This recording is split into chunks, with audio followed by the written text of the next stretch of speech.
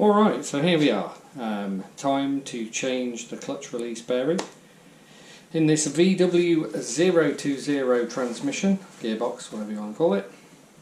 It's in here, not in the clutch end, which is what I'm used to anyway. So, yeah, let's crack on and get the clutch release bearing done. So, apparently this job is supposed to be pretty straightforward. I hope it's so, because I haven't got a lot of time. But we will see.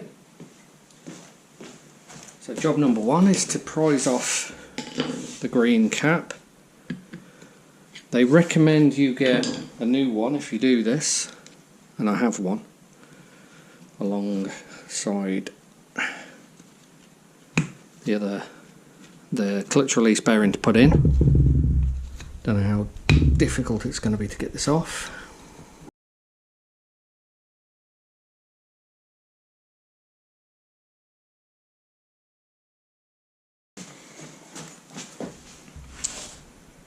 Called a 2mm hammer because everything you hit moves 2mm. We'll see how true that is. Aha! It's moving.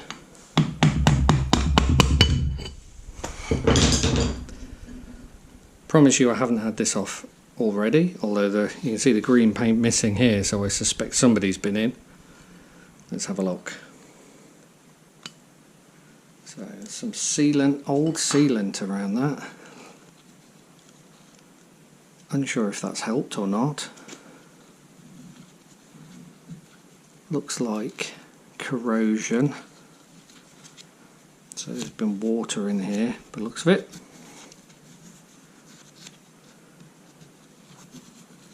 Going to try and keep this fairly clean. I don't mean me swearing. So there's your clutch. Oh, okay, this is going to be fun. Can I get my hand underneath? So it's operating by a rod from the other side. Sorry about the stuff. So I'm probably better off. Oh, there we go. That should.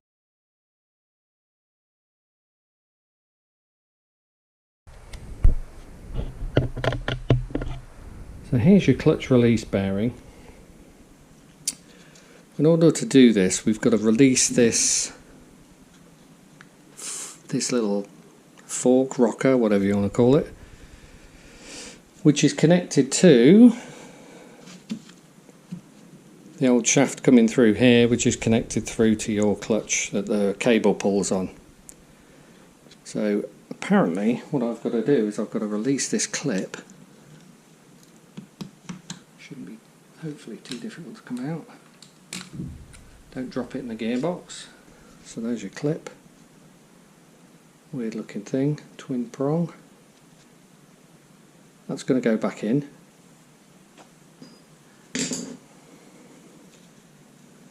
And we somehow got to release this fork.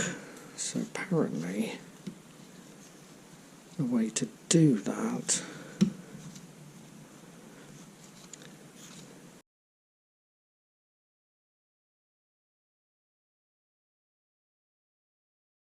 paint pen.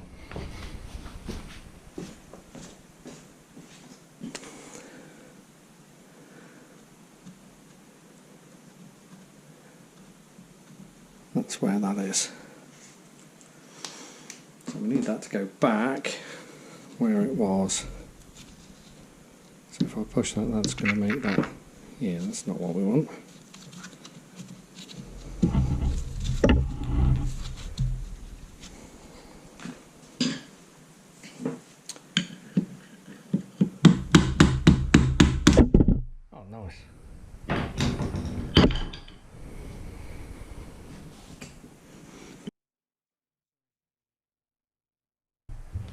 Camera. Push the rod back up again to push the thing out, and then get your finger in.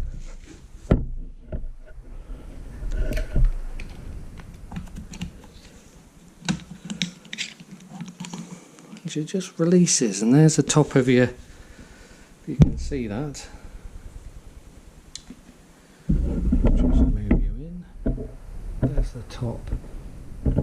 rod there is what actuates the actual clutch release bearing, and it goes on to the end,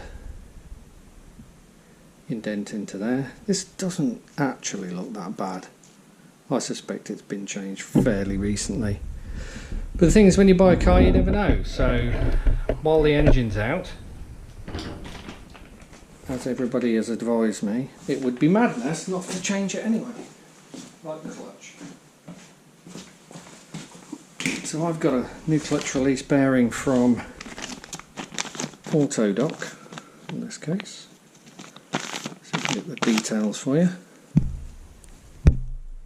Read that? Alright.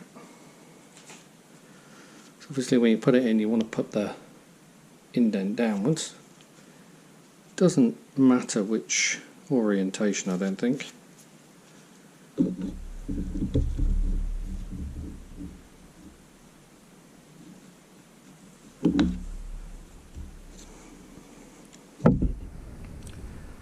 And then we've got to line up our fork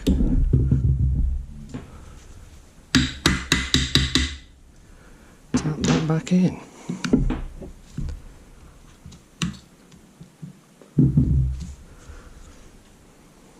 Should be roughly in the middle. That looks good.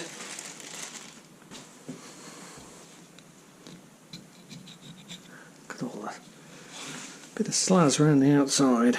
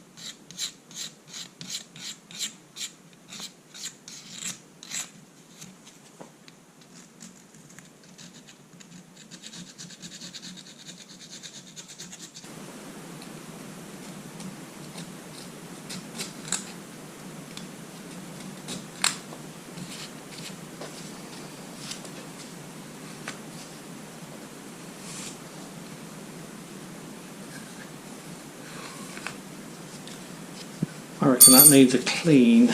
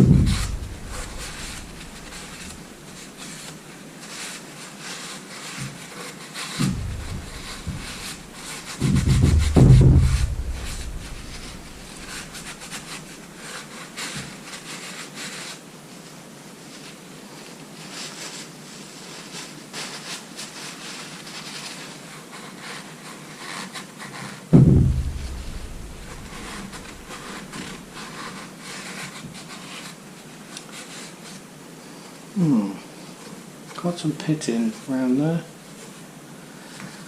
What to do? I don't know what to do. I don't know what to do. What shall I do? Tell me in the comments what should I have done, because I'll have done it by the time you see this. It's pretty flat over here. I appreciate this isn't cylinder head or something, but the last thing I want is to put this on and then have it leak. I'm not putting the original one back on because that's a mess. Perhaps it seals around this inner lip, in which case we are okay, I think.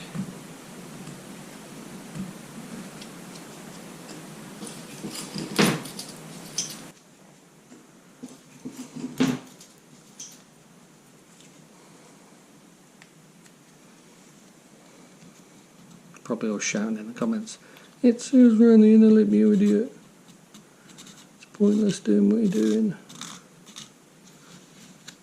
which case, shout loud, I can't hear.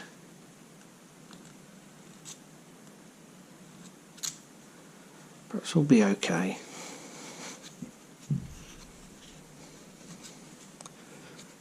Keep it as clean as we can. Pop the cap on, I think.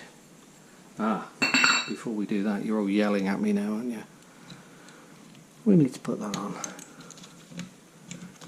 to stop anything coming off. Tremendous.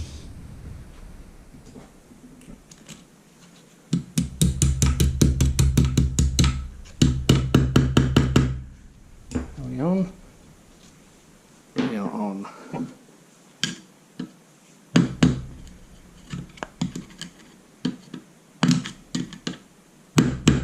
That is in. Right.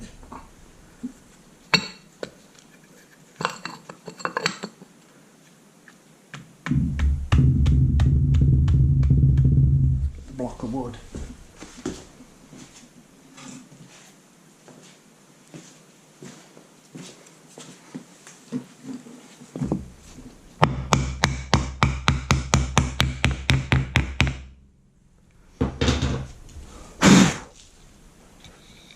Alright, and we're good.